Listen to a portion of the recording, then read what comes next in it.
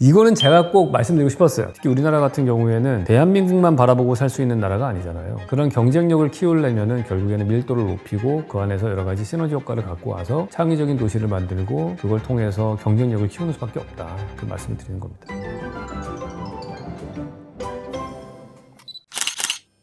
네, 안녕하세요, 왓슨 여러분. 이번 시간에는 그동안 밀렸던 Q&A를 몰아서 한번 해보도록 하겠습니다. 로저 콩고님이 보내주신 건데요. 실생활에서 간단히 눈으로 측정 가능한 훈련은 어떻게 하면 좋을까요? 손바닥 발 사이즈로 작은 사이즈는 대충 측정이 되는데 몇 미터짜리들은 감이 전혀 안 잡힌다고 합니다. 사실 건축가들도 이런 거를 정확히 알기는 좀 어려운데요. 일반적으로 저희가 배운 거는 일반인들의 보폭이 한 50cm 정도라고 얘기를 해요. 4걸음 걸으면 한 2m 정도가 되는 거죠. 그리고 더 정확하게 볼 수 있는 방법은 바닥에 깔려있는 타일의 개수를 세봅니다. 일반적으로 우리가 그 바닥에 깔려있는 타일들이 300 곱하기 300, 그러니까 30cm 곱하기 30cm짜리도 있고 600에 1200, 500에 500 이런 식으로 규격 사이즈들이 딱 정해져 있어요. 그래서 그런 제품의 규격을 대충 보고서 저희들이 결정을 합니다. 그리고 또 하나 측정할 때 우리 문 있잖아요. 일반적인 문의 높이 그게 한 2m 정도 되거든요. 2m 12 정도. 그러니까 그거 보고서 대충 눈 대중으로 해서 이 천정고가 얼마 정도 되는지도 파악을 하기도 하고 그 정도인 것 같습니다. 네, CH님께서 질문 주셨습니다. 왜 이렇게 메가시티 좋아하시는지 설명 좀 부탁드려요. 교통지역 나타나는 건 뻔한데. 네, 교통지역이 나타나는 건 맞죠. 근데 여러분 생각을 해보세요. 왜 우리가 지방에서 떠나서 계속 대도시나 수도권 쪽으로 인구 이동이 생길까요? 그 이유는 일자리가 있기 때문인 거죠. 그리고 시골에 생활할 때에는 여러 가지 문화시설도 없고 인프라시설도 안 돼 있고 갈 만한 카페나 레스토랑도 없어요. 근데 거기에 왜 그런 자영업들 카페나 레스토랑이 없을까요? 소비자가 없기 때문인 거죠. 사람이 많은 곳에 가야지 시너지 효과가 생기는 거거든요. 그게 많아져야지 내 물건을 사줄 사람들도 생겨나고 그러면 자영업이 생겨나고 그 자영업에 일할 일자리도 생겨나는 거고 여러 가지 경제의 시너지 효과가 생겨나고 경쟁력이 생기면서 가격은 떨어지고 그렇게 되는 거죠. 물론 사람이 점점 많아지면은 문바이처럼 그냥 효율이 떨어지는 그런 도시가 될 수도 있어요. 이제 문바이 같은 도시가 안 되려면은 지하철도 뚫어야 되는 거고 텔레커뮤니케이션 인프라도 깔려야 되는 거고 광케이블도 깔려야 되고 여러 가지 필요한 상하수도 인프라 교통 시스템들이 들어가야 되죠. 신호등 체계도 들어가야 되는 거고. 그래서 이런 것들이 들어가면서 큰 규모를 대고 인구 밀도는 높으면서도 그것들이 효율적으로 정보와 물자와 사람이 이동할 수 있는 시스템을 만든 도시가 경쟁력이 있는 거예요. 그 경제 규모도 커지는 거고. 특히 우리나라 같은 경우에는 대한민국만 바라보고 살 수 있는 나라가 아니잖아요. 우리가 자체적으로 모든 걸 할 수 있는 것도 아니고 어쨌든 해외 무역도 해야 되는 거고 드라마도 팔아야 되고 핸드폰도 팔아야 되는 그런 상황이다 보면은 그런 경쟁력을 키우려면은 결국에는 밀도를 높이고 그 안에서 여러 가지 시너지 효과를 갖고 와서 창의적인 도시를 만들고 그걸 통해서 경쟁력을 키우는 수밖에 없다. 그 말씀을 드리는 겁니다. 크임님께서 주셨는데 코로나19 유행 이후에 재택근무가 많아지기 시작해서 코로나19가 끝나가는 현 시점에도 재택근무가 늘어나고 있는 추세인데 미래의 재택근무가 주요한 근무 형태로 자리 잡는다면 일자리가 없어서 생기는 지방의 소멸을 막을 수 있을지 궁금합니다. 또 그 재택근무 이외에도 다른 것들이 디지털화되어 공간의 제약이 사라진다면 우리 사회에 어떤 변화가 나타날지도 궁금합니다. 네, 이런 생각을 다들 했어요. 옛날에 미래학자들은 엘빈 토플러 같은 사람들은 재택근무 되면 다 시골에 가서 살 거다 생각을 했었는데 저는 그거보다 좀 더 근본적으로 인간의 본능 이런 거에 좀 근거해서 추론을 해본다면은 지방에서 살면 집값이 싸니까 여러 가지 생활비적인 차원에서 지방에 가서 살면 편하겠죠. 근데 대신에 지방에 가면은 친구도 잘 못 만나고 여러분이 데이트를 할 수 있는 상대를 만날 가능성도 떨어지겠죠. 그러면은 고민을 할 겁니다. 내가 집세를 좀 내고 좁은 집에 살더라도 이성을 만날 가능성이 더 많은 도시로 갈 것이냐 아니면 나는 수도원처럼 저기 지방에 가서 살 것이냐. 저는 전자일 거라고 봐요. 많은 사람들은 결국에는 다른 사람을 원하기 때문에 그게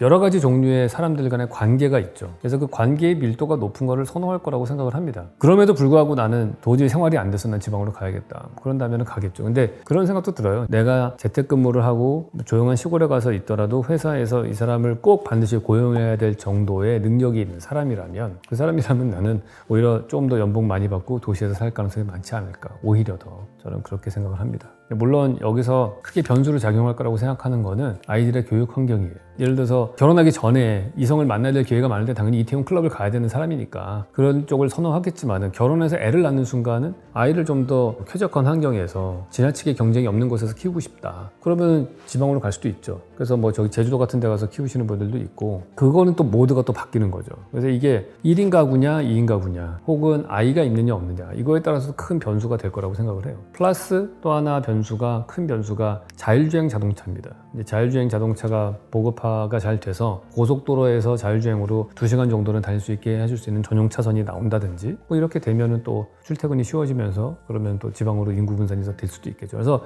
미래를 예측하는데 몇 가지 변수가 있는데 아이를 얼마나 낳을 것이냐, 그 다음에 지방이 얼마나 자체적인 교육 환경이 만들어질 것이냐. 지방 갔더니 뭐 대치동하고 똑같은 교육 환경이다. 그럼 갈 이유가 없겠죠. 그러니까 지방엔 외국인 학교 같은 데 보내는 거예요. 근데 거긴 비싸서 못 가잖아요. 그러니까 일반 공립학교가 저렴하면서도 애들을 스트레스 받지 않게 교육하는 그런 것들이 된다면 갈 수 있겠죠.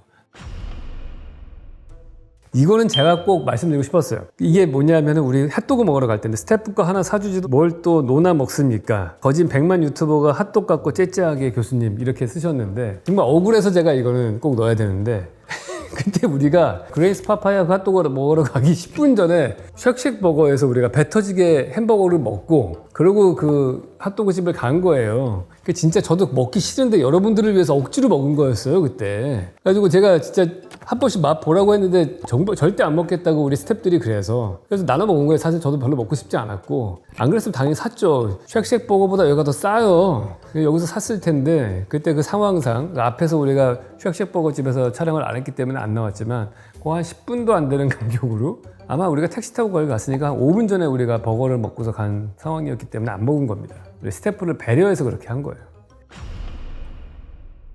코코님께서 주셨는데 교수님께 조심스럽게 주제 신청합니다. 대학교 캠퍼스는 지내다 보면 공간도 만족스럽고 라이프 스타일이 캠퍼스 바깥과는 다른데요. 저는 캠퍼스가 이상이 구현된 곳이라는 생각이 들었습니다. 중고등학교 말고 대학교 캠퍼스. 제 짧은 생각으로 결론만 떠올라서 교수님의 통찰력으로 대학 캠퍼스의 공간과 라이프 스타일이 왜 바깥 세상보다 낭만적이고 정신적으로 만족스러운지 알려주신다면 유익하고 감사할 것 같습니다. 제가 이거에 대해서는 제가 도시는 무엇으로 사는가라는 책에서 설명을 한 적이 있는데요. 두 가지입니다. 일단 첫 번째, 대학 캠퍼스는 공강이 많습니다. 그래서 시간이 자유롭죠. 다른 데보다도 내가 자유롭게 선택해서 수업을 들어갈 수도 있고 놀 수도 있고 땡땡이 칠 수도 있고 두 번째는 수업을 들었을 때 A 클래스룸에서 B 클래스룸으로 갈 때 다른 건물로 가서 듣는 경우가 많죠. 그래서 건물과 건물 사이에 비어있는 마당과 같은 넓은 야외 공간을 즐길 수가 있습니다. 내부 공간에서 보내는 시간과 외부 공간에서 보내는 시간을 봤을 때 중고등학교 때는 거의 교실에 갇혀 지내잖아요. 선생님이 바꿔서 들어오잖아요. 그러니까 그 교실 안에 갇혀서 생활하는 거죠. 내가 쓰는 공간은 하루 종일 그 학교에 있지만은 체육 시간 빼놓고는 계속 그 조그만한 교실에 갇혀 지내는 거죠. 근데 대학은 내가 이동을 하니까 공간적인 측면에서 보면 더 많은 넓은 공간을 쓰는 거고 다음 수업으로 들어가는 그 사이에 야외 캠퍼스를 거닐 수 있는 그래서 야외를 가장 많이 접할 수 있는 시기다. 대학교 때가 제일 좋고요. 그 다음에 대학교 졸업하고 난 다음에 직장 생활 시작하면 다시 또 실내에서 생활하는 걸로 바뀝니다. 그러니까 여러분이 60살까지 여러분이 일을 하신다고 치면은 대학교 4년이 가장 야외 공간을 많이 접하는 라이프를 즐길 수 있는 때다. 그래서 그때가 제일 좋은 겁니다. 왜냐면 인간은 수십만 년 진화해 오는 과정 중에서 계속해서 야외에서 활동하면서 진화를 해왔거든요. 그러니까 실내에서 생활한 지는 산업혁명 이후에 공장에서 근무하면서부터니까 정보화 시대 때 오피스에서 근무하고 그러니까 사실은 우리는 본능적으로 야외에 더 적합한 사람들인 거예요. 그걸 편안하게 생각하고 그러니까 지금 우리가 놀 때 핫플레이스라고 하는 걸 보면은 항상 익선동 골목길이나 아니면 성수동 그런 골목길이 있는 곳을 찾잖아요. 그거랑 똑같은 겁니다. 그래서 대학교 캠퍼스 시간은 그 기간 동안은 야외 공간을 많이 접할 수 있고 시간을 내가 자율적으로 쓸 수 있기 때문에 다른 사람의 시간의 제약에 구애받지 않기 때문에 이 시간이 가장 좋은 시공간의 시기다 이렇게 말씀드릴 수 있을 것 같습니다. 윌리 초이님께서 주셨는데 제가 미러라인을 막 비판할 때 가운데 햇빛 안 들어오고 막 얘기를 했는데 여기서 아주 분노하시면서 유리라고 유리 이렇게 막 느낌표 5개 해가지고 보내주셨는데 아마 그 말씀이신 것 같아요. 이분은 야 건물이 유리로 되어 있으니까 그걸 투과해서 안으로 다 들어올 거 아니냐. 근데 보시면은 이 건물이 하나가 두께가 이 롯데타워만큼 두껍잖아요. 그게 양쪽으로 있는 거잖아요. 보통 아무리 바깥에 유리창이 되더라도 층간의 천정고가 4m밖에 안 되기 때문에 그 유리창을 통해서 들어오는 햇빛은 일반적으로 안으로 들어올수록 점점 어두워지거든요. 그래서 보통 오피스 디자인을 할 때 창문에서부터 12m까지는 어느 정도 자연차광이 들어온다. 그리고 그 안으로는 자연차광이 없다라고 보통 얘기를 합니다. 그러니까 미러 라인이라고 하는 거가 바깥에가 아무리 유리로 돼 있어도 그쪽으로 들어가는 햇빛은 그 그 유리창에서부터 12m까지는 햇빛이 들어가요. 근데 그 뒤로는 햇빛이 안 들어간다고 봐야 되는 거예요. 그 도시의 폭이 200m였나요? 뭐 그 정도 될 거예요. 그러니까 200m 폭이라고 하다 보면 양쪽에 12m 빼고 나면은 뭐 얼마입니까? 180 몇 미터? 그 정도는 다 그냥 안쪽으로 들어가면 빛이 안 들어온다고 봐야 되는 거예요. 저층부로 내려가면은. 그 말씀을 드리는 겁니다. 블루산타 21님께서 타임스퀘어 갔을 때 궁금했던 점 다 이야기해 주심. 맨하튼에 구름 위까지 높은 빌딩들이 많던데 우리나라는 왜 안 그런지, 빌딩이 그리 많은데 교통량은 오히려 서울보다 적게 느껴지는지 궁금합니다. 일단 우리나라는 높이 제한을 많이 주잖아요. 건물을 만들 때 최고 높이를 뭐 50m를 넘으면 안 된다, 뭐 35m를 넘으면 안 된다, 뭐 층수로도 제한을 주고 높이로도 제한을 줍니다. 그래서 그런 것 때문에 일정 수준으로 규제를 하고 있고요. 그거에 대한 근거가 뭐냐 하면은 이제 많은 우리 선배 건축가들이 얘기하는 거가 우리나라는 주변이 산으로 둘러싸여 있는데 그 아름다운 산들을 즐기려면은 높은 층을 허용해서는 안 된다. 다른 사람들의 시야를 가리기 때문에 이제 그러한 논리로 높이 제한을 많이 주는 그런 쪽이죠. 그래왔기 때문에 높은 건물이 없는 이유가 있고요. 교통량이 서울보다 적게 느껴지는 거는 제가 이거는 도시는 무엇으로 사는가라는 책에서 얘기를 했는데 아무래도 걸어다니기 편안하게 도시계획이 되어 있습니다. 그러니까 주상복합이라고 하죠. 이게 우리나라는 주거지역과 업무지역, 상업지역이 이렇게 나눠져 있기 때문에 이동을 할 때 되게 차를 많이 타고 이동을 해야 되는데 그리고 이제 거리들도 되게 띄엄띄엄 있어요. 걷기에 적합하지 않은 그런 공간 구조로 되어 있어요. 맨하탄 같은 데는 에버뉴를 따라서 걷다 보면은 1분마다 새로운 스트리트의 풍경이 나와서 걷는 재미도 좀 있고 걸어가서 얼마 안 돼서 공원도 나오고 가게들도 연도변에 있고 볼거리들도 있고 그렇기 때문에 그 보행을 유도하는 쪽으로 공간 구조가 만들어져 있거든요. 근데 우리나라는 그렇지 않으니까 대부분 다 자동차를 타고 이동하게 되어 있고 또 우리나라의 주요 산업이 뭐예요? 자동차 산업과 반도체 산업이잖아요. 그러니까 자동차를 많이 팔 수 있게끔 공간 구조가 만들어져 있는 게 사실이에요. 모든 게 다 자동차 중심으로 자동차 내수 시장을 키우는 쪽으로 돼 있었기 때문에 전반적으로 다 우리는 차를 타고서 다니는 쪽으로 된 거죠. 그러다 보니까 사실 도로에서 자동차의 양이 인구 규모에 비해서 다른 뉴욕이나 런던보다 높은 게 사실이에요. 그래서 그런 것들은 좀 바뀌어야 될 부분이긴 하죠. 엠마 Y님께서 왜 보통 정상적인 집은 계단을 남쪽에 놓지 않는 건가요?